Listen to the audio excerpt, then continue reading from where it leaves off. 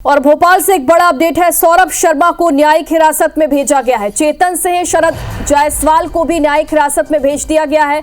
17 फरवरी तक न्यायिक हिरासत में ये भेज दिए गए हैं। लोकायुक्त की टीम तीनों को कोर्ट से लेकर जेल रवाना हो गई है। ये बड़ी खबर, बड़ी जानकारी आप तक पहुंचा रहे हैं। सौरभ शर्मा केस से जुड़ा ये बड़ा अपडेट है। सौरभ शर्मा को न्यायिक हिरासत में भेज दिया गया है। चेतन से शरद जायसवाल को भी न्यायिक हिरासत में भेज दिया गया है। 17 फरवरी तक न्यायिक हिरासत में तीनों भेजे गए।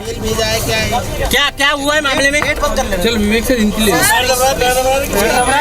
कुछ तो बोल दो। जाइए बंद कर दो।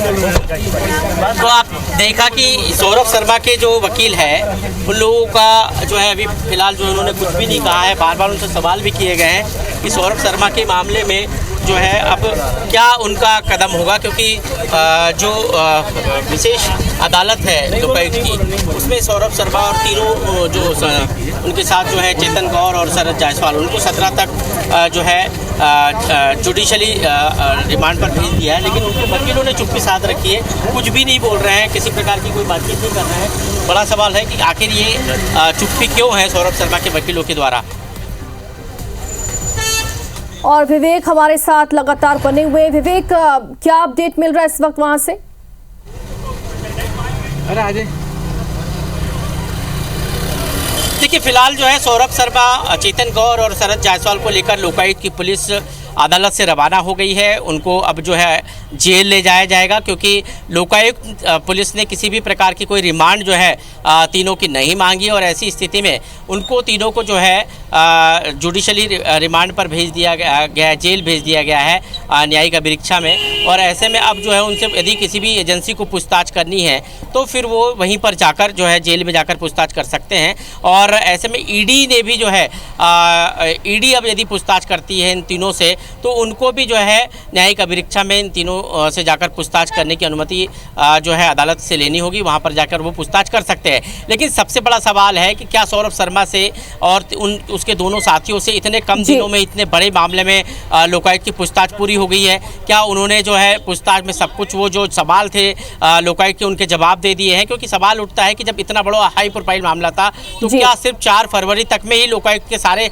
सवालों के जवाब सामने आ गए? इन तमाम सवालों एक तरफ तो ये भी जानकारी है कि जो 6 दिन तक लोकायुक्त ने पूछताछ की है उसमें कोई भी अहम सुराग या जानकारी अब तक लोकायुक्त के हाथ नहीं लगी, लेकिन उसके बावजूद भी लोकायुक्त ने रिमांड की मांग नहीं की।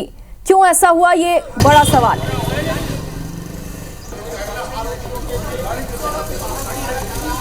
देखिए, लोकायुक्त ने क्या पूछताछ की सौरभ शर्मा से और उसके साथियों से, और उसमें क्या निकलकर सामने आया, ये एक बड़ा रहस्य है कह सकते हैं इसको।